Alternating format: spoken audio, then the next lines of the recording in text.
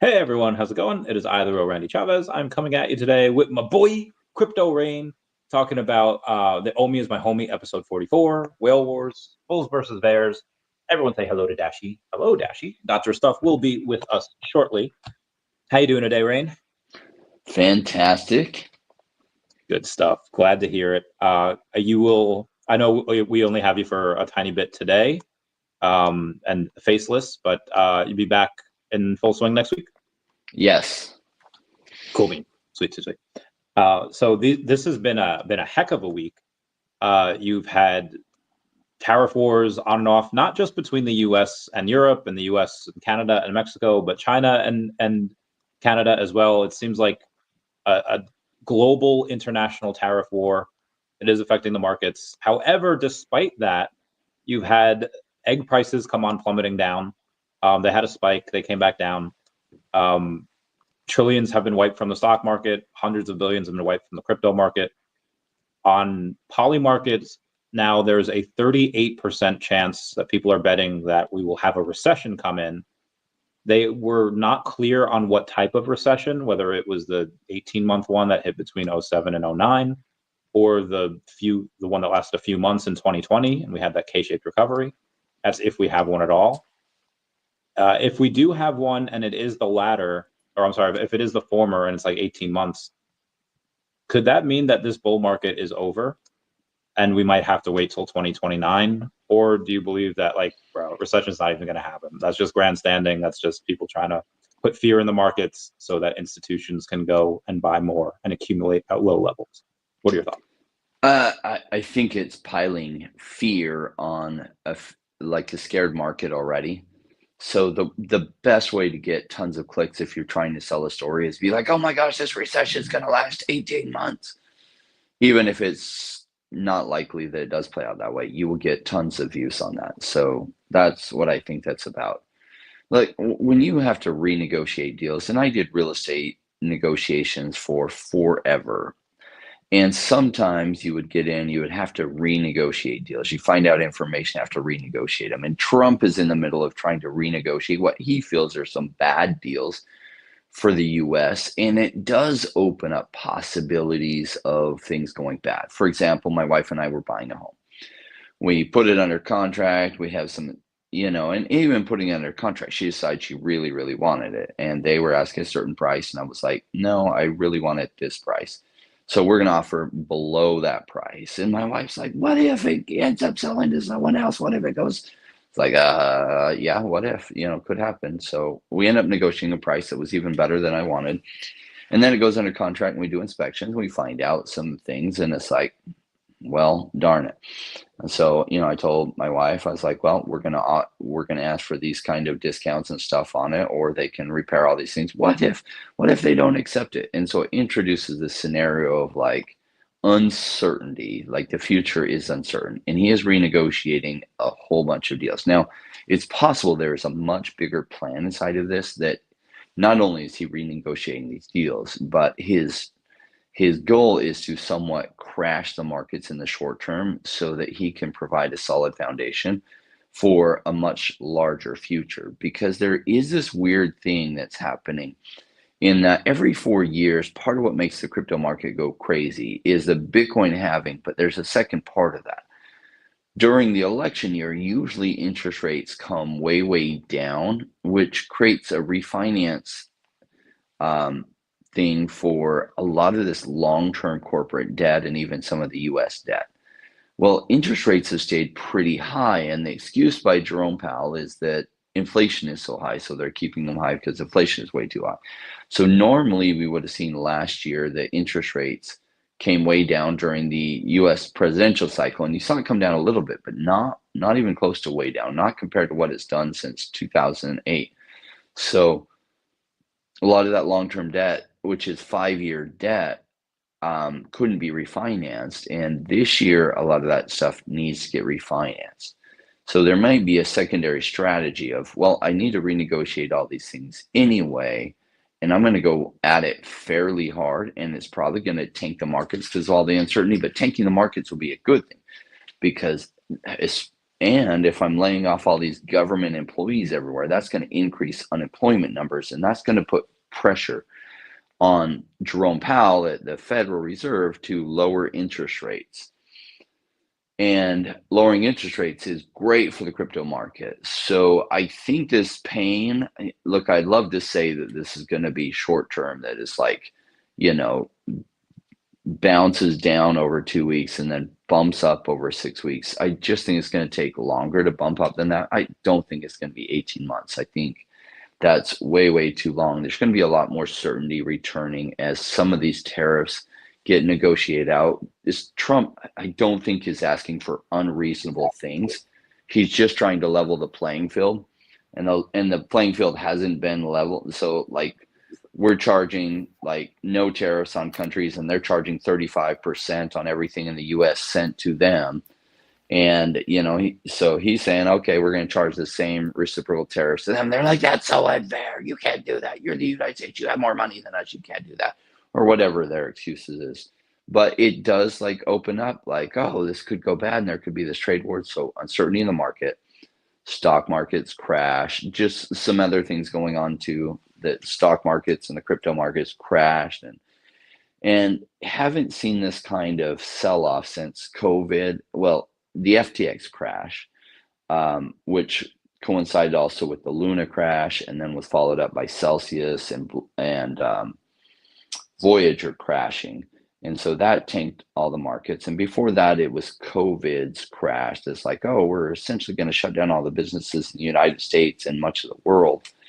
And that caused this kind of panic. But if you look to the left on the charts where fear and greed index was so far to the fear, and you look at what that coincided with market bottoms.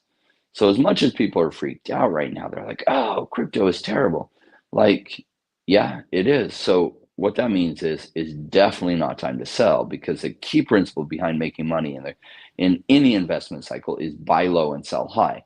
Why 90% of people don't make money in crypto or any type of investment is because they buy high, sell low. So they're taking this as an opportunity to sell because they're scared it's going to go to zero, which is disastrous. And smart money, the 5%ers that make crazy money, they're loading the boats now like you can't even believe. They're as happy as can be. Like 90% of people are totally like in depression because the markets are so low. 5 or 6% are like, I don't know what to think about this. And 5% are like, they're walking around like it's their freaking birthday. And they're scraping together money, and they're selling that extra car that's in the garage they don't use very much to get some extra money, and they're loading the boats. And those are the 5% that end up making all the massive gains because they're buying at extremely low bear market prices, even though we're in the middle of the bull market. And the time from now until the top of the market probably isn't all that far away. It might be 3 months, might be 6 months, might be 9 months, but it's relatively not very far away compared to the same prices we haven't seen in some cases for a year. Some things 18 months ago is when they hit these prices, and certain altcoins haven't even hit these prices since last bear market. There's love that analysis. We appreciate that like no other. So, Doc, your perspective on something I want to hear. A lot of times, and not all the time, but a lot of times I feel like it happens like this where stocks crash. We've had a couple trillion be wiped away from the market over the last few weeks. A lot of money gets pushed into bonds. You get lower yields, then you get cheaper debt. Then the Fed, they cut rates, and we got a couple of rate cuts last year. We were supposed to get like quite a bit more. Generally, once the rate cuts happen, you have a bunch of liquidity that's injected into the economy, and it pump up for risk assets. When do you see these rate cuts happening, if at all? Because a lot of them have been delayed.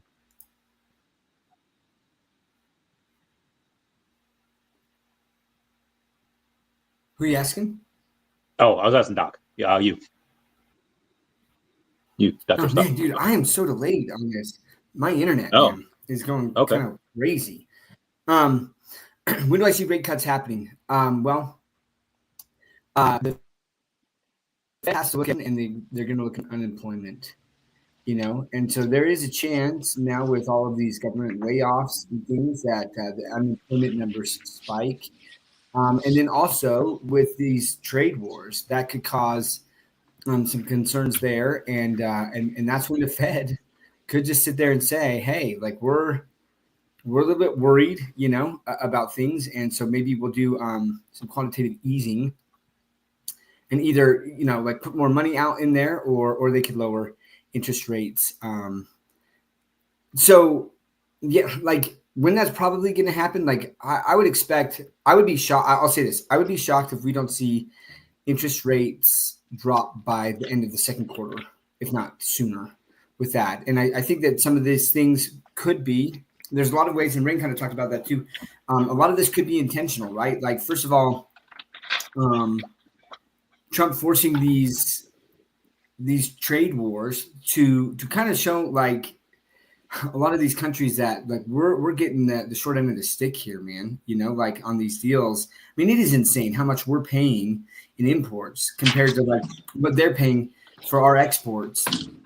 And, they sit there and call us allies, and that's great. Like for wartime and things that is an ally, but it's kind of like, you want the friend who like, listen, like when push comes to shove, like hopefully they show up, and maybe they're the scrawny guy, in this, scruffle, but like he's at least there. But then he talks crap behind your back, like I don't know. I look at this because I had this debate at work today a little bit where they were calling the U.S. bullies. Like we're bullying, Canada and Mexico. And I was like, whoa, hold on just a second. Like, I feel like this is a term that's being thrown around by like the mainstream media. But are you a bully if like you're the one getting pushed around and then you're just like, hey, I'm the bigger guy here. And if you don't knock it off, like I'm going to push back. Right. And it's going to hurt you a lot more than it's going to, like, you've been hurting me type thing. Like, I think that's a weird way to describe the situation, is to call that guy the bully when we're the ones who've been picked on economically with these tariffs, these import taxes that a lot of these countries, our allies, like are charging us compared to what we're then charging them. So, sorry to go back to that. So with Trump, like if he's sitting here saying, hey, first and foremost, like we need to get that straight, and that's going to cause some economic uncertainty, which then may cause some unemployment, and then also may cause the Fed to lower interest rates. Because one of the main goals that Trump said was he wanted to lower mortgage interest rates. One of the ways to do that is to get our debt down. And he's trying to do that, but then on top of that. So anyways, like I know there's a lot of pain that's being caused. Like I have absolutely felt the pain, like on some of this stuff that's happening. But I'm kind of waiting to I'm reserving judgment until I can kind of see some of these economic policies play out, and that takes some time. So that's a really long answer to sit there and say, like, I do think that we should start to see some improvement on inflation numbers as Trump works to grow the economy by bringing all this business. We got all of this money that's flowing into the United States. He's trying to create these tax breaks for companies that build in the United States, so that, these government workers who have lost their jobs, right, like they can go into the private sector and there's actually jobs there for them, depending on their technical expertise and things. But if you can really stop that inflation, that's one of the things that the Fed is most worried about when it comes to lowering interest rates, is then having inflation rise back up. So if he can do that, which I think we'll start to see the benefits of that near the end of the second quarter, then I could see some lowering of interest rates by then. That would be great. Appreciate that.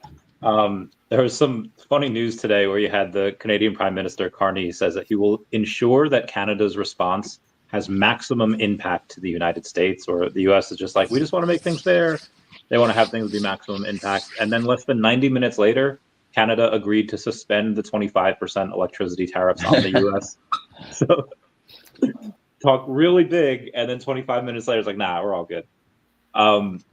So the tariffs have, from what I have learned, it's easier to print. You can print out.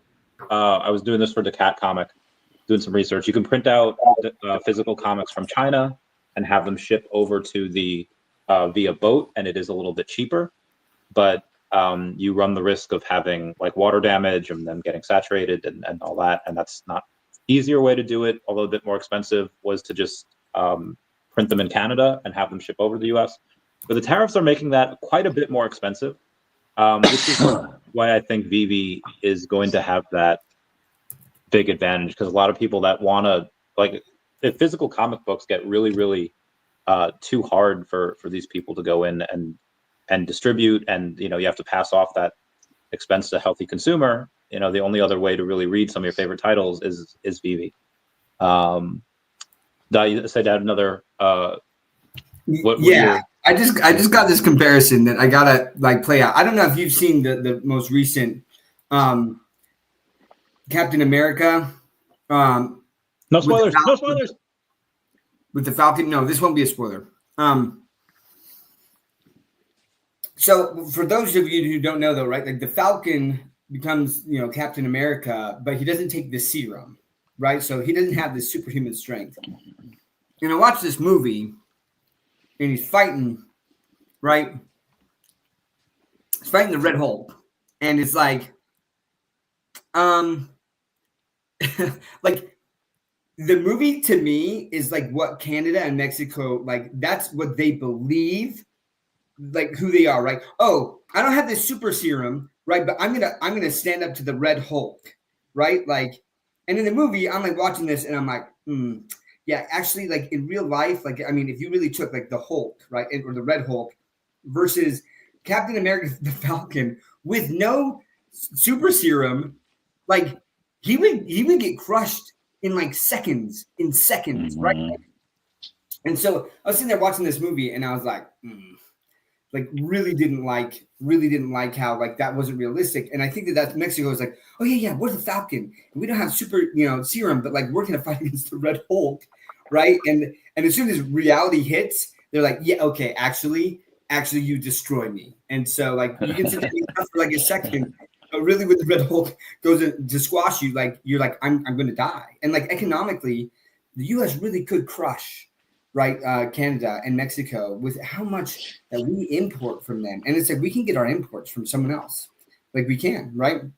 And or we can just start making stuff ourselves. Whereas for them, they would have to sign a lot of other deals with Europe, and the shipping, like all of that, like the costs would be really high for all of these other countries to try to partner up to be like, oh, we'll step in and take the US's place in these trades. It's just like not going to happen. And I think that as these politicians are sitting there, like they're going to put up a big front at first, to try to puff their chest up. But then when reality hits, they're like, there's just no way. Like we have to back down from this. Sorry, I just visualized that of the Red Hulk and the Falcon. That's all good. Squashing them. So there's a question for Rain. You have this Mexican billionaire called Ricardo Salinas, who's got a net worth of almost $6 billion, quite a lot. And it just came out that he allocated 70% of his net worth into Bitcoin. And then you have Senator Cynthia Lummis going off and saying like, hey, here's our plans for making the Bitcoin reserve. Here's how we're going to get more Bitcoin, not just hodl the stuff that we have. I think that's 187,000 Bitcoin that we have right now. At some point, like something's got to give. We'll get that blow off top. But it seems to me that it's really not retail that's getting in, and it's not retail that's going to send it. It's going to be these government entities. It's going to be these institutions. Do you think that we get a massive alt run, knowing that most of the people that are going to make this money are institutions that are really not going to sell? How much money do you think really goes into altcoins? And do you think a lot of altcoins, including OMI's price, could be suppressed because of that? Yeah, all the altcoins are suppressed right now. Institutions aren't buying high-risk altcoins yet, but they're buying some altcoins, right? XRP is being bought up by big whales and institutions. Some of the major altcoins are being bought by them. And like, what a smart, like he didn't go small into Bitcoin. He put 70% of his wealth into Bitcoin. So like the smart players, the 5%ers, are buying like crazy. And I don't love the saying that it takes money to make money, because that is it's not fully accurate. It takes the knowledge of how to use money to make money, because we see inherited wealth all the time. So they have money, they inherited it from daddy who gave them $1 billion, and we see it squandered. And it's like, wait, they had money and yet they didn't make money. So it doesn't take money to make money. It takes knowledge of how to use money to make money, because you can have no money and you can use other people's money and borrow against that and make money with it without having any of your own. So it takes knowledge of how to use money. So what we see is the self-created wealthy continue to make smart decisions. And what do we see? We see self-created wealthy person like that. What is he doing? Putting 70% into crypto right now. Well, frick, that's an amazingly smart decision. He's not allocating 1%. He's not allocating 5%. He's allocating 70%. Why? Because he's part of the 5% that gets how to use money. And it's really only 5% of the population that learns how to use money to make money. And so why not become part of that 5%? You can. The only barrier to entry is knowledge, and there's so many resources that can help you overcome that. And principle number one is buy low, sell high. Price is disastrously low, so is it sell time? No. Is it buy time? Well, this is what buy time looks like. It doesn't get much better than this. Well, yeah, but everyone says it's a terrible time to buy, and you think that is a sign to sell now? You think that is a sign not to buy? Look in the past at every major wick down, and what you see? Panic from the 90%. And you don't want to be doing what they're doing. You want to be counter trading that. So it's an amazing time to buy. And they're like, yeah, but all this uncertainty. Well, what do you think buy low looks like? Every time the price is really low, this is what it looks and feels like. And so most people can't. They just can't hit that buy button. Or they'll say, I already have so much invested, I'm just going to sell some just to take some risk off the table. And it's like, no, it's like, it's one of the key essentials to making money is the lower the price is, the actual less your risk is. And so it's like when you get a chance to dollar cost average in at these really, really low prices, it gives you a better chance than ever of making amazing returns on it. So why pass up this really good time?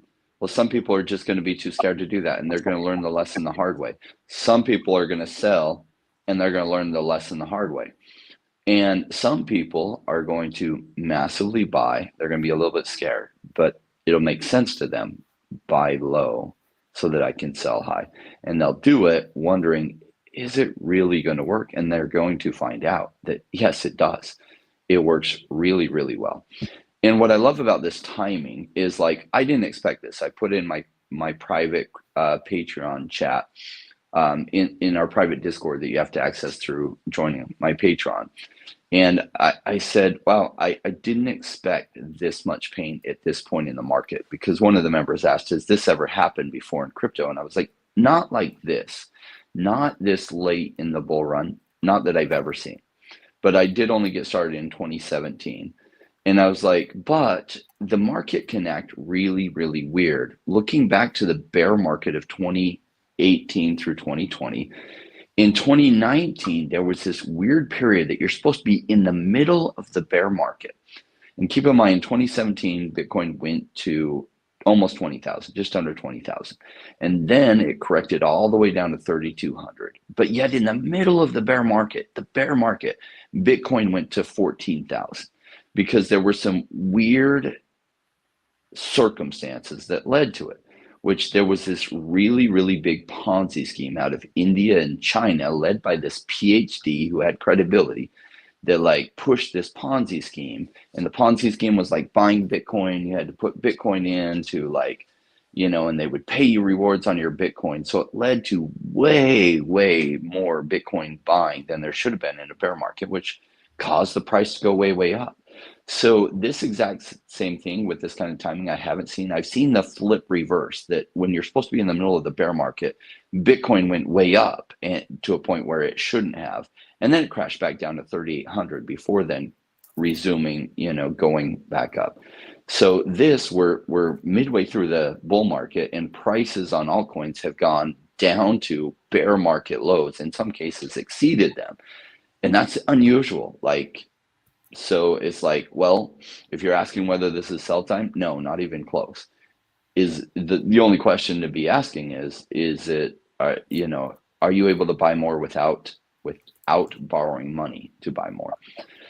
And some people aren't ready to think that way, and that's okay. But that is how the 5%ers think. That's how those that understand how to use money to make money, that's exactly how they think.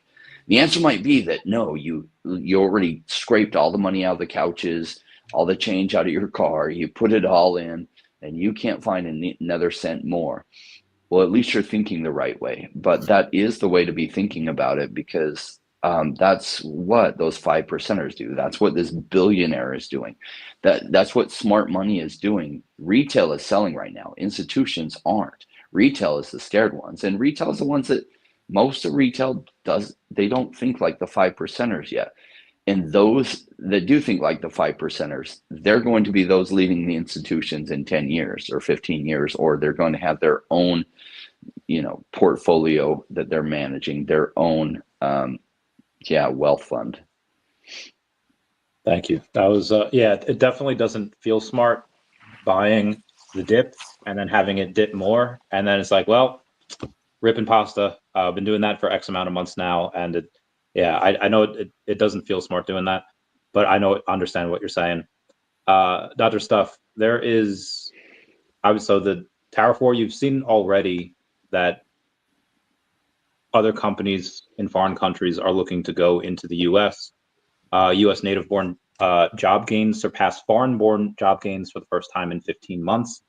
It is starting already.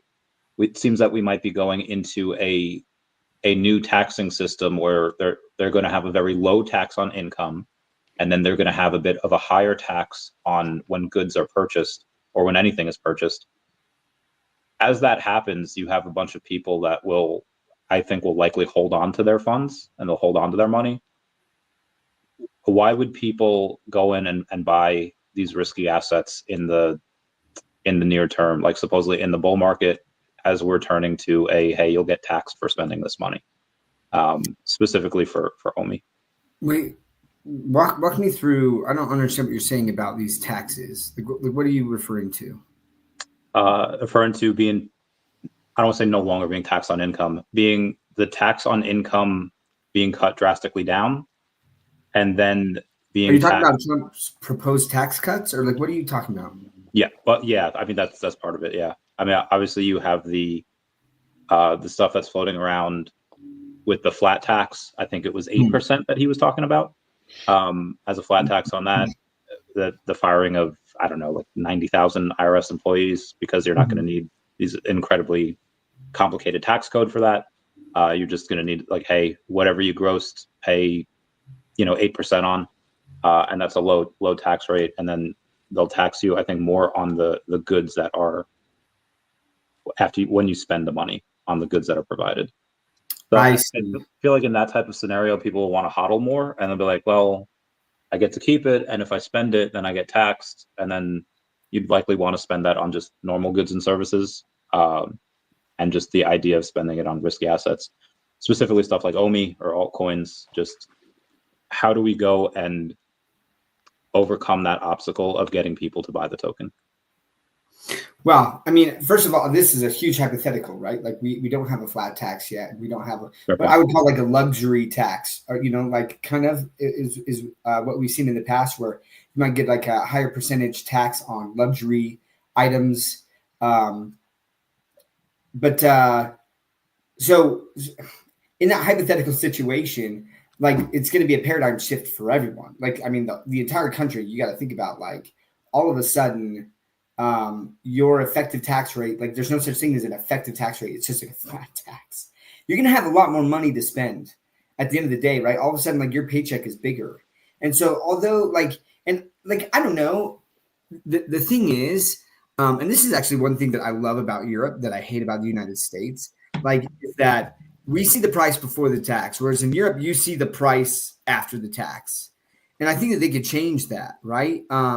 But like what kind of happens is it becomes the norm. So there might be an initial shock, a sticker shock of like, oh, whoa, all of a sudden gas is more expensive. It's like, right, but like you have more income now because of this. And you can choose like where you spend your money. So there definitely will be, I would say the unsophisticated investors, right? Like they're going to have a harder time putting money into investments. But again, it depends on like is an investment is purchasing the OMI token. Is there a tax on that? I don't think that they're going to put a tax on like buying stocks and bonds and things. So like, I don't even know if in that situation we would see an impact to people's ability to purchase or, crypto or anything, as opposed to like in real life goods, like a car or, a yacht or, something like that. So, but how do we get people to buy the OMI token in any situation? There's got to be a reason. There's got to be hype around it. People have to have a reason to do that. And we're starting to see that with the VeVeVerse a little bit, and it's got to be easy to buy. And I think that Stacker is going to be coming up with that, right? First of all, we're already seeing, I was able to I migrated my OMI from the VeVe app over to Stacker. The smoothest bridge experience I've ever had. Ever. And like, I love OneChain's bridge. I use OneChain's bridge all the time, and it's phenomenal and it's relatively cheap. And like that IMX bridge to base layer 2, like I was tripping on how I was like, that was it. And the fact that Stacker paid for the transaction, like the gas fees for it, that's amazing. But where I'm going with that is like, I see in the near term, right, within the next year, the ability to purchase OMI with a credit card on Stacker. Like that's huge. And so like, honestly, if I could do that right now, if I could purchase OMI with a credit card on Stacker, I would have bought so much more stuff off of Stacker with OMI. You know what I mean? Because it's such a big discount in general. So like, what is it on apps in gems on the app? And so to create that incentive, you have to have ease of access, which a credit card would do that. They're already doing that with having it on Base. And so if you're crypto savvy, just purchasing ETH on Base, sending it to the Base chain, ETH, and then swapping is relatively simple in crypto terms. But then having like a reason to want to use that is the biggest thing. And so that's where I think that narratives are important. We talk about narratives all the time, but like the metaverse and being able to use IP, and like, dude, my timeline on Twitter is so inundated in a very good way with so much like creativity of the VeVeVerse and seeing everything that these people are building. And right here, right, like you're talking about like with Mashi, like people talking about like gamers that are going in there, they're like, this is a smooth experience. I like that. And they like building. And I think that when a metaverse narrative happens and they start seeing this, right, like at some point, I don't know when it is going to happen, but it's going to happen where this narrative hits. And then all of a sudden people are looking, they're like, hey, there's this quote unquote metaverse, this VeVeVerse, and it already has like all of your IP. Oh, and by the way, like you own that IP, man. And they're like, well, how do I get that? Oh, well, you can use OMI to do that. And you can help build that out. And I think about like these video games with like in-app gem purchases, right? Where it's just like on your mobile phone and it's just like, oh, like I want this skin. I'm going to do $7 for this skin or something like that. But what's happening in the background is you're actually using OMI, right? So you need $7 worth of OMI, and that's all done in the background, like what we're seeing with Off the Grid, where basically like people are playing this video game and they have no idea that like blockchain is actually running in the background. That's the type of experience that I see in the future with VeVeVerse and people buying that OMI token or utilizing that OMI token. And once you get that demand where people are just like, I don't care what the price of OMI is, I just want the OMI because then I need my plants, right? For my awesome, bachelor pad. Man, that's how you attract people, is that narrative and ease of access with it. And I think that a lot of people will use the OMI token. Yeah. Agreed. So there's this one guy named Alexis Ohanian that posted on X the other day saying, humble beginnings, ship your version 1. What are you waiting for? And this is the first appearance where all the Avengers happen to get together in a single comic. And then you had Arcturus say like, hey, everyone, he alerted the Gold Logo group, which was great, saying like, hey, everyone should kind of go in and just say hi. So I had said like, oh, hey, I know somebody that has this, and it happens to be Greg Schultz, who is Biden's former campaign manager, posting in AR that he has the secret rare version of it. And I feel like a lot of other communities, they do tend to like work for their bags like that. And I don't want to say like attack, but anytime somebody else with a lot of followers that's in the crypto posts something about whatever, they relate it to their project, they relate it to their bags, and they have like 50 something people going on doing that. Is that something that VeVe and OMI people should get into, or is that kind of seen as like annoying, or is that kind of in the middle? What do y'all think? Interesting question. Like, some of that's just going to happen is the market takes off, and the market will take off at a certain point. Like, that it will start going crazy, and then it compounds from there. I think about when NBA Top Shot started doing well, which is in the digital collectible space. And this was January 2021, after being told that it was going to fail and these moments are stupid, and you could buy a LeBron James common moment for like $20 that later went for $30,000 6 months later. But what happened was it started to go build momentum, and the price started to build. Everyone started flexing socially, like their different moments, and talking about it and jumping in because they were excited and jumping in. So it's like it's going to happen, whether even like people like try to coordinate it happening or not. As price starts to go the right direction, people will just get super excited, super enthusiastic, and it's going to happen. And because there's this recency bias towards making money in it, so they'll be telling their friends that, hey, I bought this moment or this VeVe collectible for 30 gems, and now they're going for 300 gems, and their friends will be like, wait, what?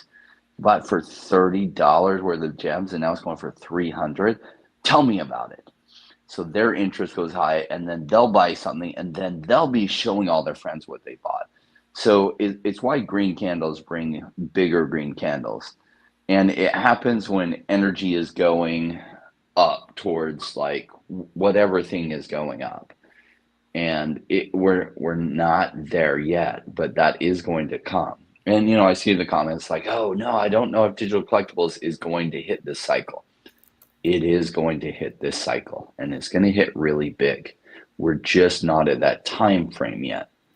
When we are, you will know, because everyone will be talking about digital collectibles, and VeVe's not going to miss it. They have some of the best IP there. So like the sports moments, I think will do good. VeVe will do really good. Like it's still going to happen. Like all of the markets in the tank right now. It's no surprise that VeVe the prices aren't going up massively. It is astounding how many digital collectibles they sell when they launch it. I got some feedback coming from someone's mic. It is crazy how many collectibles they still sell on launch during this terrible, terrible market time. And I think that goes to show like how big things are going to go for them when momentum goes the other way. What about you, Doc?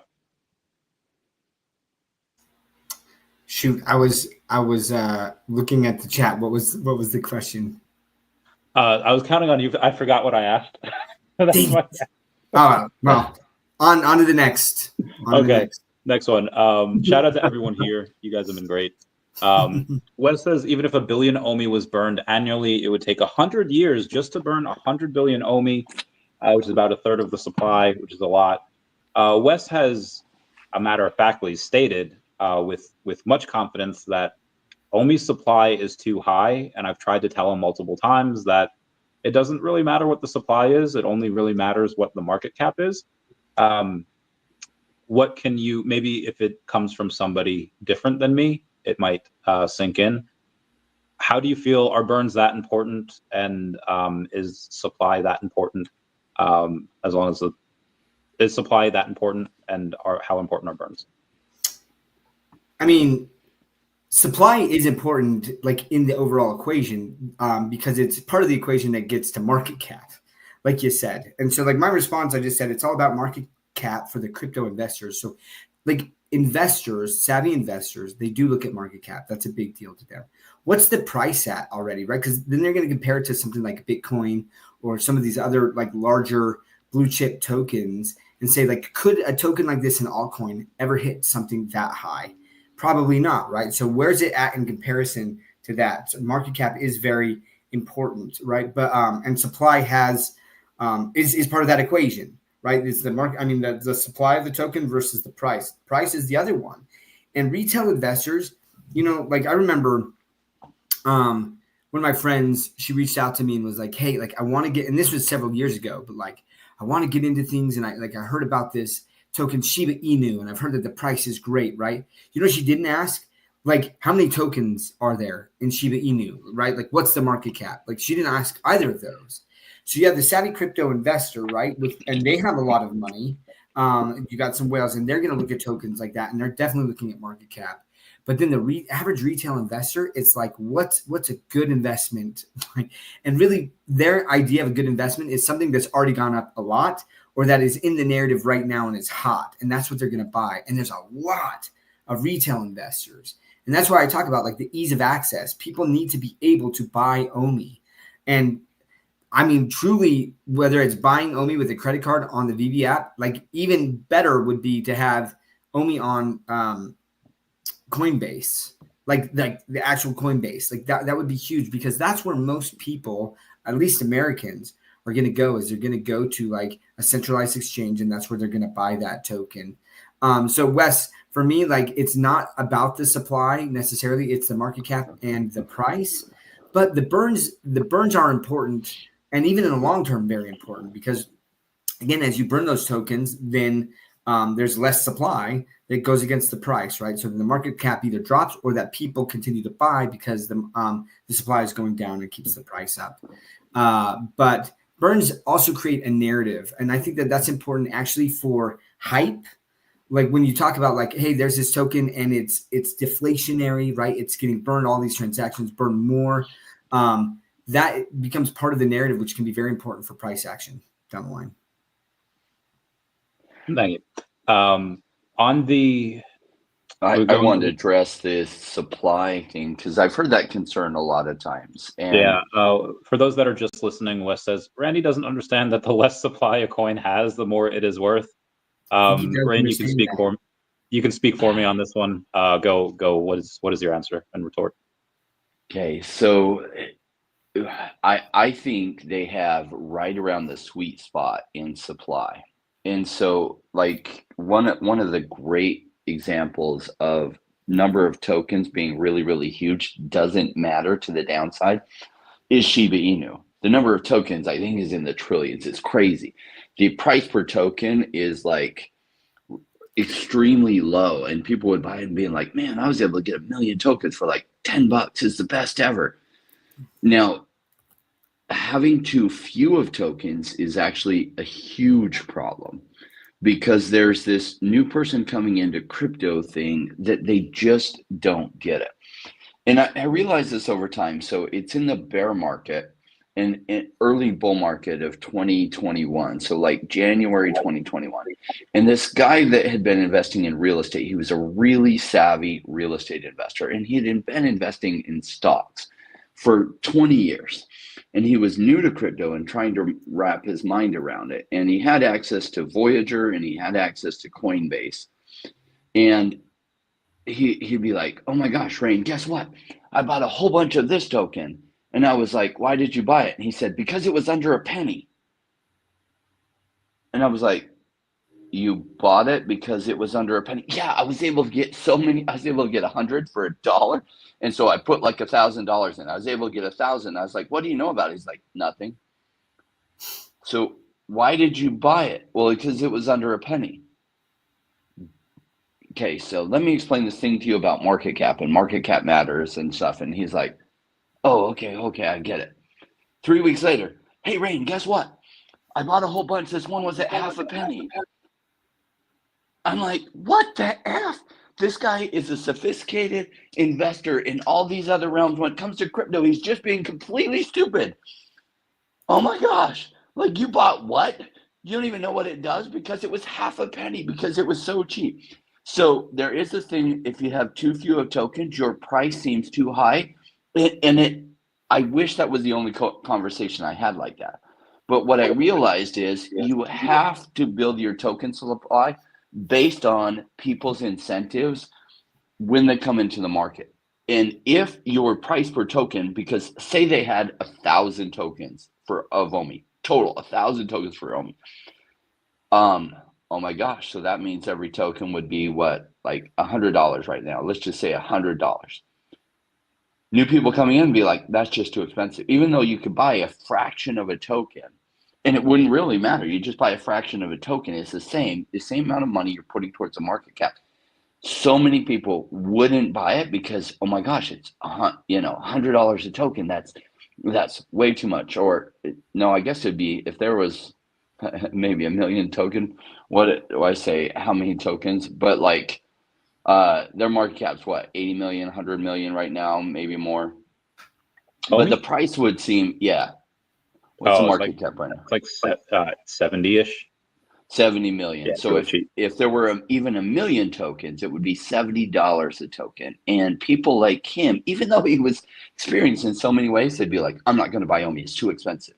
Even though it doesn't matter, $1,000 put in would still be $1,000 put in. It would stop so many people from buying it. So I like the token supply exactly where it's at. Burns, okay, cool. Well, that does help hype and everything. Whether they take that money and they burn things or they take that money and use it to make the platform better, I actually prefer the second one of the two. But okay, I get it. There was a point in time where I loved token burns too. I don't love them as much anymore, but they do help the narrative and the hype. And so like, cool, okay, that'll be used for burns. And I get that, but I think the token supply numbers are really, really good. Now, because I do think in this coming bull run, guess what? I bet you OMI's price goes well over a penny. And guess what? If the token supply were even less, it would hit that even sooner. So people like this friend would pass up on buying OMI because it's just too expensive. It's at 3 cents or it's at 5 cents or it's at 10 cents. And they would especially pass it up if it was at $1 or $2 or $3. Only because, like, say they did a halvening of their token supply and they did a reverse split 2-for-1 or whatever, that would be a mistake. In fact, decreasing the supply would be a mistake. Keep the numbers where they are. Sure, if there's a burn, great. I mean, in ways that gives you value by holding it, even though it makes the price going to be more expensive over time, it really benefits those holders who hold it. Cool. But like the token numbers were well designed. I have no problems with the token supply numbers. I was advising a project that 4 years ago on their token supply, 3.5 years ago on their token supply, and they were going to do 24 million tokens, like the number of Bitcoin. And I was like, this is a massive mistake. You need to do go 1,000x there minimum. You need 24 billion, if not 240 billion. I said 240 billion would be the sweet spot. Maybe even 500 billion or whatever, but like, no, don't do 24 million. Bitcoin can get away with it because it's the first. But you know what? One of the reasons why when people come into the crypto space and they're looking on Coinbase and they see Bitcoin at that price and they don't buy Bitcoin. Why? Because the price per token seems so high and they don't want to own 0.05% of a token. They want to own at least a full token, if not 100 tokens or 1,000 tokens for the, say the $500 or $1,000 they're going to put in. And so they pass up buying Bitcoin because other things seem relatively cheap. And so OMI is in a great price range. If they get on Coinbase, they're going to get the advantage of a lot of people coming in, and the price per token is just so cheap. And that'll be beneficial because what really matters isn't the total, there's too many tokens out there. What matters is somebody putting $1,000 into OMI.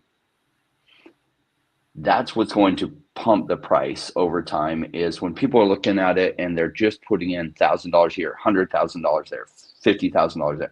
The money coming into OMI is what's going to pump it, not the number of tokens sold if you're then messing with the total number of tokens. So if you have over time $100 million coming into OMI, no matter what the token price is per token, that $100 million is what's going to shift the price way up. And there's going to be way less money coming in if the price per OMI token is way high because they somehow way decreased the numbers or did a reverse 10-to-1 split and took a zero off it. That would be a massive mistake. Agreed. Continuing with this with the OMI price here and comparing it to other things. Doc, I have something that I know you have to go soon, so I'll try to make it quick. Here is a quick video of some of the of some of the VeVeVerse here. You have people going in and making these really cool islands here. Somebody made like a Dragon Ball Z type of so it's not just an upgraded showroom that a lot of haters like to kind of pounce on, like, oh, it's just an upgraded showroom, that's it. Obviously you could have people in there. Obviously this is massive. And this is just like one of like the dozens and if not hundreds of creations. And then we have an ad from Decentraland the other day, and it's a thing. It exists. Decentraland's market cap is like 8 times where OMI's is. Not Axie Infinity. Sandbox's Sand is like 10 times, if not, or I think like 12 times where OMI's is. Just based off of that, I think OMI should do probably a 10x, not including the revenues, the amount of users that they have, all of that, I think would be another 10x on top of that in conjunction with IP. Am I being like, oh, that seems like you're correct? Or am I being a little too moon boyish and be like, Chavez, I don't care how much better the graphics are. I don't care how good the partnerships or revenue is. 100x is just way too much. And this 100x that I think it can do, that's based off of where these other metaverse tokens are right now. I think when that narrative hits, they obviously go a little bit higher, and I think 100x is probably on the low end of conservative for me. But tell me if I'm being a little crazy or if I'm kind of on the right track. So 100x right now, the price, I haven't looked at the OMI price in a little bit, but last time I saw it was about 0002 something, right? Yeah, 2.5. So that would put that at 2.5 cents, right? Yep. 100x, which would then make the market cap 7 billion, right? Does that sound about right? Yeah. Let me see. Yeah. 7 billion.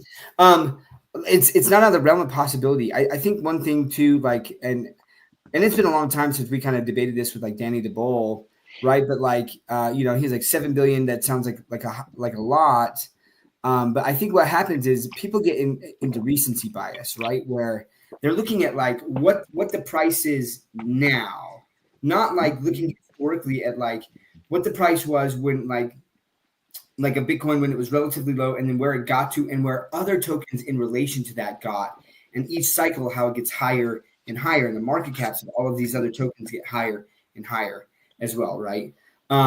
So a narrative is going to have to hit though for it to hit 100x. Like for me, it is like, I don't think if the narrative doesn't hit, whether it's metaverse or it's AR, VR gaming type thing, and people are looking like with IP and the token burns, like if those narratives don't hit, it's going to be, I would think it'd be extremely difficult to hit 100x. But if the narrative hits, man, and again, like whether it's with the technology improvements, as we're seeing AI just get better and better, and like their ability to then incorporate AI into video games and even into the development of like coding, like metaverses and things, and then the technology around AR and VR gets better and cheaper.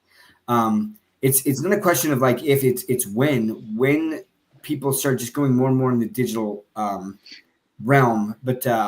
So it'll hit at some point, but is it going to hit this time around? I don't know. But if it does, I don't think, Randy, I really don't think that you're being like it's out of that realm of possibility of 100x. Like absolutely. And especially when you already look and say, okay, Decentraland and Sandbox are like 8x to 10x of where OMI is right now and how terrible it is and how like no one is even in there. Like, but what they had is they had a lot of hype, right? And they're still on major exchanges. That's why the market cap's so big, man. Like, and so like a narrative hits and then VeVe gets on some of these major exchanges. That's going to accelerate that price action. It absolutely will. You see it like historically that anytime you get listed on a major exchange like that, the price gets bumped up. But then over time, and especially if there's a narrative along with that, like that ease of access just pumps it even more. So I don't think you're being crazy. And again, like, I don't think that VeVe has spent a lot of money on marketing as they've been building in this bear. But I am hoping that as this narrative hits, right, and we have the affiliate program, I think that they are putting a lot of pieces into place, which will allow for things to ramp up really quickly when they want it to. So yeah, like I guess the short answer to that is, Randy, I don't think that you're crazy in saying that it could do that, but again, a narrative would have to hit. So to put that in perspective, last time you had a Sandbox of Sand and Decentraland's Mana hit like a $9 and $10 billion market cap respectively. And when you're talking about, and that was just with a metaverse narrative, and I assume that's the narrative you were talking about. Is it possible that we double dip here because not all narratives hit at the same time? You have the NFT narrative or digital collectibles narrative that we have. You have the metaverse narrative as well. But then Ben was talking in an interview recently about AI and saying that they've used AI to run several pilot programs across different parts of the business, sales, marketing, operations, production, and in some cases about even improving VeVe's efficiency. He goes on like a dissertation about this, but is it possible that we hit 2 or 3 different narratives? And if that's the case, yeah, this will be your last one, Doc. I know you got to bounce. If that's the case, could we also hit like a crazy banana zone and go to where we shouldn't and see like 10 to 20 cents? That could be for either of you, whichever. But I know, Doc, you have to go. So yeah, let's get Doc's answer, and then I can answer that way. He can head out if he needs to. Yeah. I'll answer this, and then I do got to bounce. Yeah. So I definitely think that we can hit multiple narratives, and if that happens, I don't know. I think I have learned my lesson. I'm not going to do like a crazy price predictions, with the exception that I do believe that Ecomi definitely has a very high probability, in my estimation, if it hits a single narrative, of going above its all-time high. When things get like euphoric, where it gets from there, like I have no idea. But if it hits multiple narratives at the same time, I do think that compounds, right? Because you have different people who are looking at different narratives, or they hear different narratives, and they're like, I want in this narrative, right? So there might be people who are like, oh, I want the NFT narrative, and there are people who are like, I don't want to touch the NFT narrative, but I would touch the metaverse narrative, right? Or I would touch the AI narrative, or I would touch the gaming narrative, like. And so if it hits some of those narratives, like in tandem, like that could compound, but like could it get to 10 to 20 cents? I'm not going to go there. Like, I don't know. I'd love to hear Rain's thoughts on that. But I do think that it could go well above its previous all-time high if it hits multiple narratives. Thanks, Doc. We with that, hey, listen to Rain's answer and then we're going to bounce. Go, Rain. Yeah, so can it hit multiple narratives? I don't know that it'll hit the AI. I don't know that qualifies enough to throw it in with the AI narrative, but who knows? Sometimes the AI narrative, most of the crypto companies in the AI narrative, I think their AI is relatively weak. And so it's like a lot of their AI stuff is efficiency and like business operations. So I don't know if it would qualify in the AI narrative, but really we don't need it to hit with the AI narrative. The metaverse, I can say I'm pleased with the VeVeVerse and what it's done. So it's like I hoped they didn't take it too big and they just did an upgraded vault. What I've seen with the videos of people building stuff, I was like, okay, that is way cooler than I thought they'd be able to deliver on. So I'm pleasantly surprised. That is good enough to put it in with the metaverse narrative. They did a good job on that. That was a risky play, and it came out so far from what I've seen good. Maybe it's a little bit too hard for the average person to build. They can improve that over time, but like there's so many videos of people building cool stuff that I think like that's already what I like to see for things to really catch on and traction to really catch on when money starts coming into that market. Right now, it's really hard to imagine what it's going to look like when money starts coming into that market again, but it will happen. If you rewind time, sorry, I just did a bunch of push-ups, so I'm a little bit winded. I'm like getting my fit on, but going back to March of 2021 when I first covered VeVe. So I'd seen digital collectibles with Dapper Labs and their NBA Top Shots go 150x from September of 2020 to March of 2021. And I was looking at these VeVe collectibles and I was like, this Todd McFarlane Batman, rumor is it's the first Batman on the blockchain, though back then it wasn't 100% confirmed. And I was like, I really think something like this. And you could just buy them on I think there was like 8,000 something total mint numbers. And if you bought one back then, you would get mint number like 1,200. And they weren't selling very fast. And I was like, 80 gems. I think these are a steal. I bet you this idea, the first Batman on the blockchain, really catches on. And a lot of people told me, no, OMI token's done really good, but nothing is selling on the stupid app, and there's all these problems with it, and it's not selling, and blah, blah, blah, blah, blah. And I was like, I still think it's going to be a big deal. And I can see a time that like this really catches traction, though I don't know exactly when that's going to be. Well, fast forward 9 months later, January of 2022, and that Todd McFarlane Batman is going for 16,000 gems on the market. So 200x from what you could have bought it 9 months previous. And it was hard to imagine back then in March, the kind of trajectory it would later hit. You almost couldn't fathom it. Because it seemed like, okay, yeah, it happened in NBA Top Shots, but that's totally different. That's NBA stuff. And I mean, this is just Batman. And it's like, yeah, like Batman's a big deal. But at the time, there was no money coming into VeVe collectibles like that. You could just buy a bunch of things on the market. The marketplace itself was shut down and sentiment was really, really low. And then fast forward 9 months and people were going crazy over VeVe collectibles. That run is going to happen again, both with VeVe collectibles and OMI. Some point, digital collectibles narrative hits really, really strong. That'll impact flow, that'll impact the NBA Top Shots, and some of their other products by Dapper Labs, and it will really impact VeVe stuff like OMI will go crazy. And the digital collectibles, I think, will do extremely well in that environment. And I think even if it doesn't catch on with the metaverse narrative, which I do think they actually hit well in the metaverse narrative too, I think OMI goes to 2x, 3x its previous highs. Now, if it does a lot better than that, has to do with like if the affiliate program works really, really well, and if it makes it really easy for you to share your VeVe vault, essentially your VeVeVerse vault and stuff with your friends, that you can easily socially flex your items, then perhaps VeVe really, really does well, and the token associated with it goes crazy. Contingent too on them having like a Coinbase listing. Because remember, even when their token goes crazy, it'll still seem relatively cheap. Now, not as cheap as I would love it to be. I wish there was 10x the supply of what there is, so that instead of it being at, say, 3 cents, it would still be at 0.3 cents. So that, like my real estate friend that could not wrap his mind around, oh my gosh, it's under a penny. It's just so cheap. And he was simply buying on that fact alone.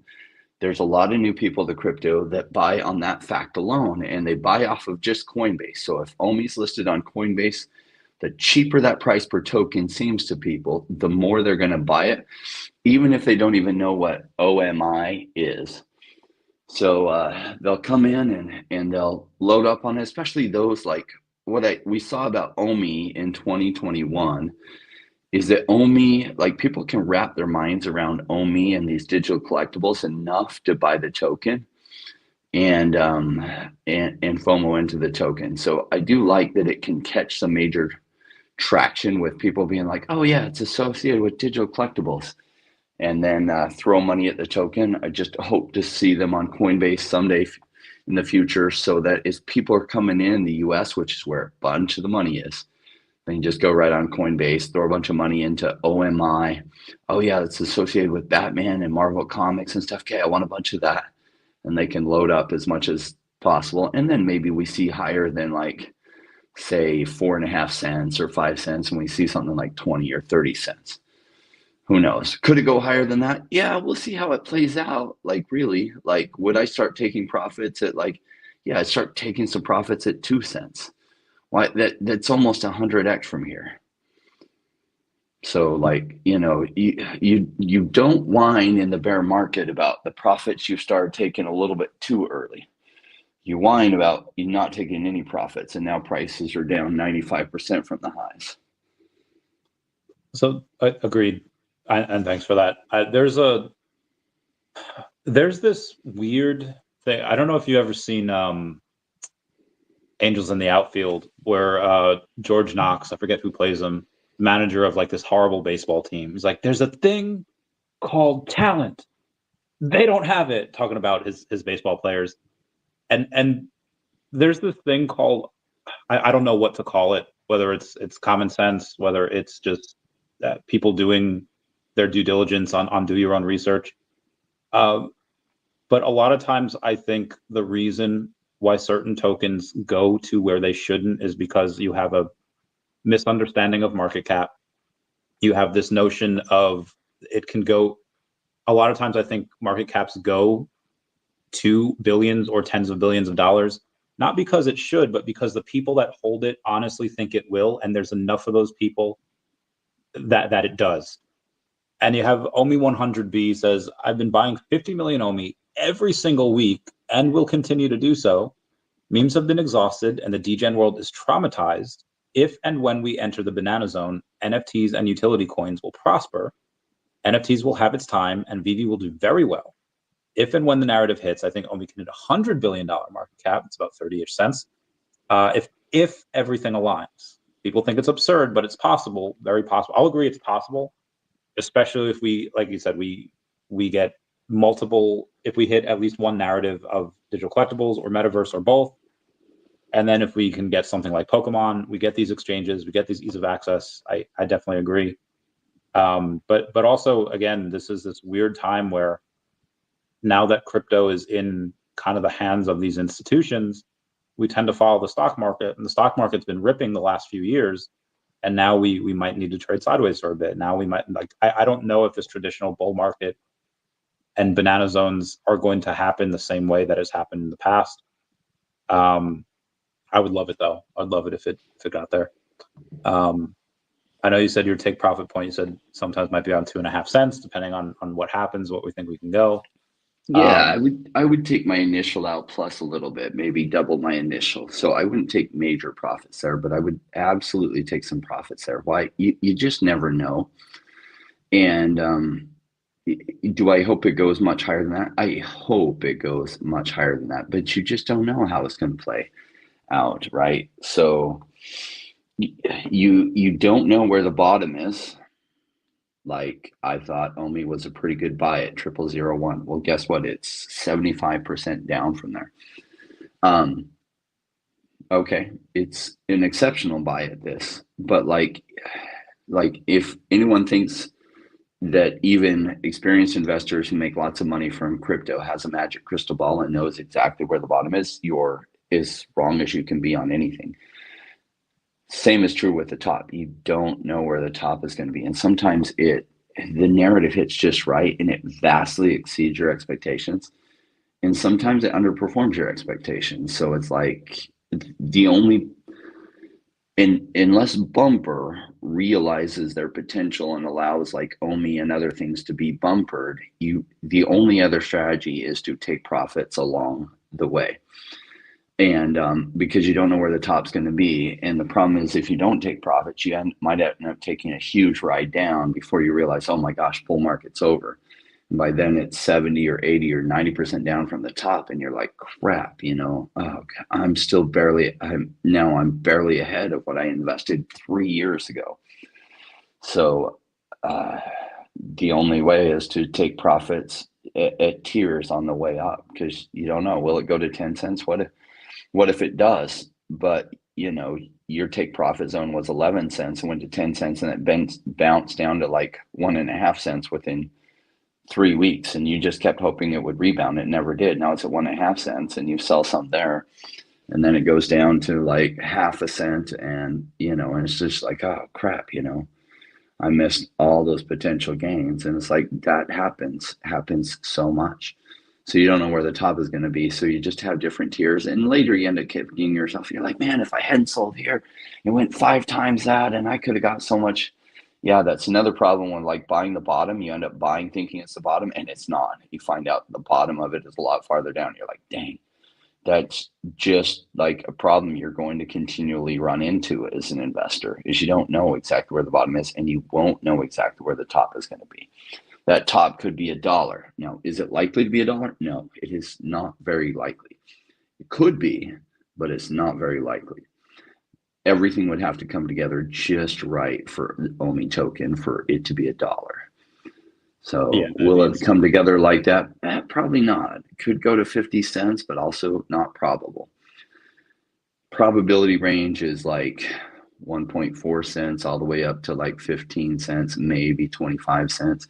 And beyond that, it's possible, but not probable. Agreed.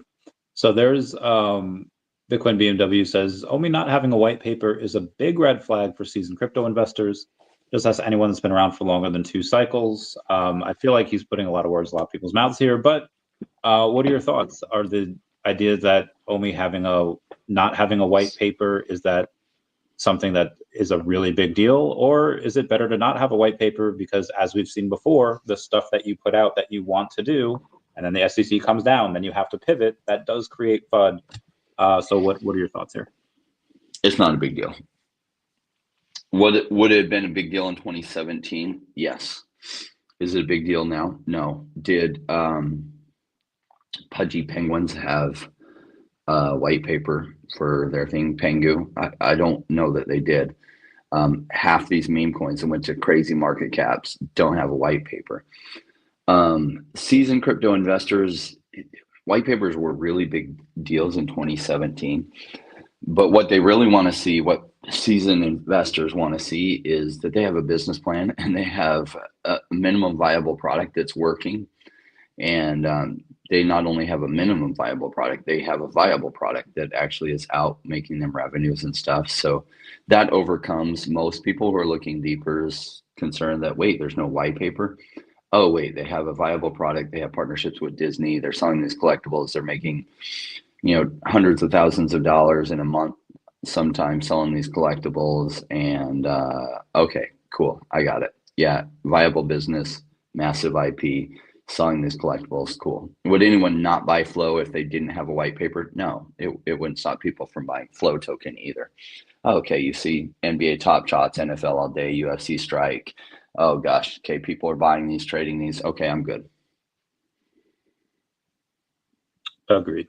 Shout out to everyone in the comments here. Mr. Emerson Legends with Wisdom, Pink Panther saying Devi. Yeah, Devi had a rough week, but it's back up now to 66 cents, up 21% today. But yeah, devastating week. I did manage to get a tiny bit more in like the 55, 60 cent area, but so it's nice that this nice. Happens. Yeah, just a tiny bit more, just a little bit. Nice buy. Ben Rose had posted the other day, great to see our comms team building awareness with the new audiences. I was not aware really a lot of what the comms team did, but they had gotten a hold of Zhonghwan Ha, who's the artist from the, not Running Mon, but the most recent one they had that they did the Phygital with. They had a large print that they signed. They happened to do an article about it, which I thought was really cool. Is this something that, and again, I know the comms team does probably just a lot more than just this, but is this something that they should hire more people for so that they can go in and have somebody that says, hey, we have this drop coming out, go to every single reporter and every single person that had covered that in an article, in an online blog, and say, hey, here's the NFT version of what you're covering? Or does that create a little more FUD? Because I feel like a lot of times when they do that, whether it's Cookie Monster, whether it's MGM, you do have a lot of people come out and say like, ew, they're doing NFTs, this is horrible. And they do tend to associate VeVe with a negative light. Yeah. What's funny is I just remember NBA Top Shots in August of 2020, and they couldn't catch a break to market their stuff. Nobody was buying except for me. I was like, I think this is going to be a big deal. It'd be like the first year they did basketball cards, and the first year they did hockey cards, and the first year they did baseball cards. I think this is going to be a really big deal. And, you know, obviously major intellectual property and like basketball players, like I don't know who all these basketball players were, but I did know who LeBron James was. And I was like, I think this is going to be a really big deal. I can't say I know, but I was like, you know what? Their advertising efforts suck. Like they could only get minor YouTube influencers to cover them by offering them free packs, right? And so you could find some videos on it, but it was mostly from videos with people that had 1,000 or 2,000 or 3,000 subscribers that covered it, and none of the big YouTubers covered it. And I was like, oh, you know, maybe I'm wrong on this NBA thing. And they just couldn't catch a break. It seemed like they were pushing into molasses. Same with Axie Infinity. They're just like pushing into molasses on a cold day. Like nothing wanted to move.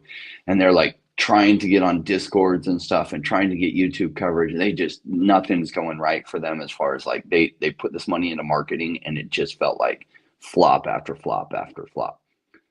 Market hits the right timing. NBA Top Shots moments, players start talking about them to their friends, and then all the teams start buying up each other's moments and stuff. Hey, and this is so cool. And then they're flexing it to their fans. And then you have big figures with YouTube channels also covering the moments that they bought and showing them, and they go absolutely viral. And then on top of that, then NBA Top Shots runs an ad on television for a week. And guess what happens? It's so much traction, it floods their marketplace and their servers crash. So they stop running ads, and yet prices go about 150x on their moments, and their flow token goes bananas. I don't know what the gains were. I didn't have any flow at the time. And what happened was everyone was talking about this change to digital moments, and everyone was excited about crypto because the price momentum was going right, and that carried its own news. VeVe saw that with their stuff in January 2022. Did VeVe do marketing in January 2022, or did they do it in December 2021? I don't think they did. That was just excited fans talking about it to all their friends. And they had signed some big deals, and maybe there was a little bit of marketing there.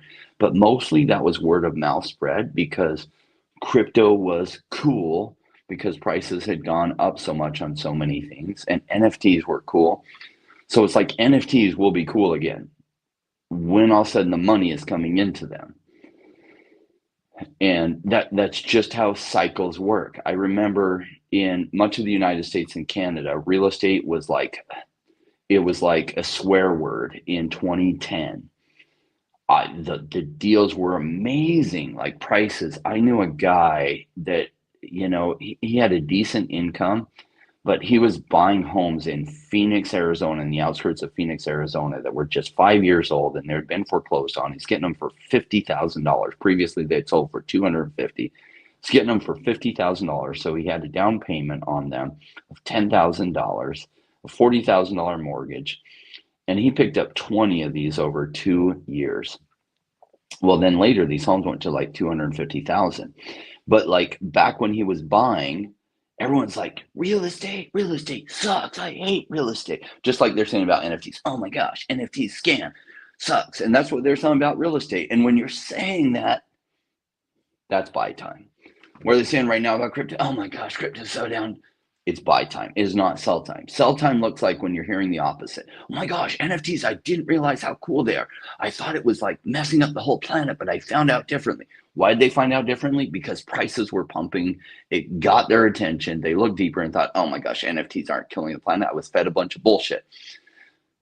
We're not in that yet. So it's time, like digital collectibles are cheap because there are a bunch of people like NFTs are terrible. Marketing efforts, like it's going to feel like pushing into molasses. Cool. It's going to suck. You know, I don't think VeVe should allocate tons of money to marketing. Why? They're not going to get very much bang for their buck in this type of market. Wait till it's just right. And they'll crash their servers when they run some marketing when already the momentum is going their way. That's a good point. I've toyed with the idea before that they have their roadmap in which we know of, and then there's probably another secret one that they're waiting for. Like most things, when they're ready, they roll out. But some things, when they're ready, is like, no, wait until we're in that zone. Wait until everyone's in that euphoric state. I think that'll happen at some point. Mr. MC1 says, Moppy_VeVe bought 3 VeVe gold logos yesterday. So, which is bananas. Just to go over a couple of numbers here. You have, I feel like whenever anyone thinks about Charizard, which is like one of the mascots of Pokemon, they think about the first edition, PSA 10 Shadowless that regularly goes for hundreds of thousands of dollars, and that's like the third Charizard that's in existence. Even though it says first edition, it's not. That's just the first one where things got crazy. There's a card from a boy, Kanto Shark, that is a Gold Star Charizard is from 06. This is like the 12th or like 15th Charizard that's out there, PSA 10, and it just recently sold for $28,000. Now, granted, when you look at the total PSA 10s that are out, there's 99 of them, but if you wanted to get this for a fraction of the price, there are thousands of others. There are actually 3,200 others graded PSA 1 through PSA 9 that you can get as well, not including Beckett. So I think what a lot of people really misunderstand is that if something is popular enough, it doesn't matter if it came first. It matters how cool it is and what it can do for you. Now, that Charizard is a flex, but it doesn't get you airdrops, every year the same way the gold logo does. It doesn't get you into really cool parties. I mean, maybe that there's a super secret club out there where they get invited to parties. I don't know of that though, and I feel like if anyone would, it'd probably be me that would know about it. And this is not going to happen for every VeVe collectible. This will happen for maybe a dozen of them, the big blue chip ones. We saw last time that even in the digital collectibles realm, like even though it was pumping, not everything pumped at the same time. Golden Moments had their run, Spider-Man had their run, DC had their run, like it all kind of pumped differently here. When you have a lot of people that thoroughly enjoy their collectibles and they get this utility, the squeezes can be kind of epic. And you're a higher level than me. I'm at like level 69. I think I'm at nice down below 69. I know you're in the 70s. What are some of your predictions for ones that might go bananas, whether it be Superman, partner statue? Tell me. Yeah, it's harder to tell what will really catch traction, because a lot of it has to do with just sentiment, right? And so a lot of what I like in the crypto space is looking at business fundamentals, because there's a lot more predictability there than there is just basically within the VeVe space. You're talking about sentiment. So I kind of go with safer bets that are like major brands' first appearances or major characters' first appearances. Like a Superman first appearance, I think, is a really good deal. I really like Boba Fett and Darth Vader's first appearance, and people get tired. They hear me say that, and they're just like, yeah, it's done nothing. It's like, it's done nothing yet. It is Darth Vader and Boba Fett. Like Star Wars, what's funny is we have a history on Star Wars intellectual property. And over the past 30 whatever years, the two characters that sell the best out of Star Wars stuff, Darth Vader and Boba Fett. 30-year history, they sell the best. Now, obviously, if you have something with 10 mints, it's going to sell for a higher number because there's only 10 mints, even if it's a character nobody cares about, because there's only 10 mints. And so the price per one will be a lot higher. But Boba Fett and Darth Vader, really big deal. Superman, really big deal. Spider-Man, really big deal. And, the Todd McFarlane Batman has a special place, and that's been pretty savaged in price, as well as just going through like Disney princesses. At some point, like girl collectors are really going to get into VeVe, and they'll think it's cool, and they'll want their Disney princesses. So Disney princesses probably a big deal. Like, do I care much about the Disney princesses? Only the fact that women will care about it later. And so like, yeah, I have like Elsa and stuff, golden moment and stuff. You know, little girls will care about it, and little girls sometimes have rich fathers who will then care about getting them, you know, the social flex so that they can show off to all their friends. So what else? I don't know, the comics, right? Like I like the comics because we have some kind of history on them. We'll have some random collectibles come in, and maybe it's like the alligator Loki that like nobody but Randy saw coming and goes absolutely crazy. And it's like because maybe Randy created that hype that everyone's like, I gotta have an alligator Loki because Randy likes it so much. And then green candles create bigger green candles, and then everyone who has an alligator Loki is like someone in. And so then people are fighting over alligator Lokis, and everyone who has one isn't willing to sell it, and the price goes crazy. So I have an easier time telling what OMI will do than I do individual collectibles, other than those safer ones like Darth Vader, Boba Fett, some of the things like the Batman, the statue with Batman fighting, who is it, the crocodile guy? The battle statue. Yeah, the battle Killer statue. I think that one's a really cool one. It's the first statue, and so I lean towards first appearances of major people, and then the comics. I think the comics will be a really big deal. Now, even some of these comics only have 1,000 editions. Some of them, because the edition numbers are so low, those will do really, really well. But it's a total guess as to which ones will really catch on. They'll be like, oh my gosh, you have one of those. There's only 1,000 of them. And that's such a cool comic and everyone wants it. So I don't know which of the ones. I don't have the comic experience like some of the people in the community do, like comics and crypto. And like there's a bunch of ones that, you know, people in the community that really know comics better. I wish I had better insight so I could make better educated guesses on which of the ones that have 1,000 mints or 5,000 mints are going to do exceptional, that we can't look back at a historical track record on them. Because a lot of stuff we can look back at the historical track record of how the physical comics did, and that can help us guess how the digital versions will do. Well, this whole new concept of like releasing digital at the same time the physicals come out, but then the mint numbers on the digitals are pretty low. Some of those will go crazy because they're such low mint numbers. But the speculation is to knowing which ones. I don't know. Agreed. Moppy VeVe is a German fam. Now it's 4 gold lows. That is heckin' nuts. It's amazing. There's certainly a lot that will. Some of those ones at 1,000. I think the Spider-Boy number 12. I think it has like their first one. Spider-Boy number 1, because that's the first time you see Spider-Boy. Kind of a new character. If they're really beloved, then yeah, that'll go nuts. There's only 1,000 of them. And then I think Spider-Boy number 12 has like that the kid's sister in there. It's one of those.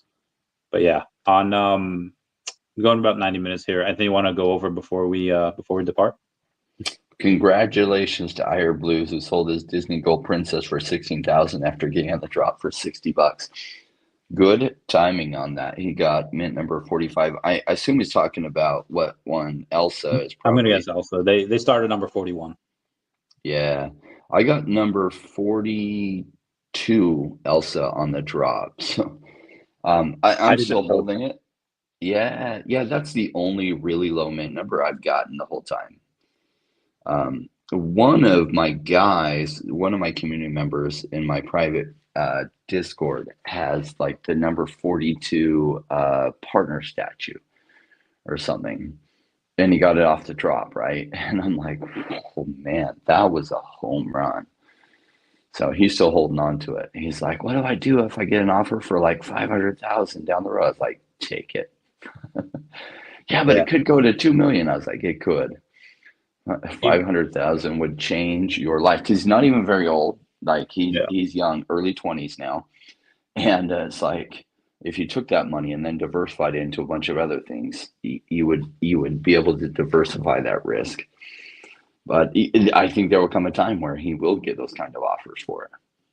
Yeah, I mean, now even 50K, like take a zero away from 500K, even at 50K, I'd be like, well, that can buy you a lot of crypto.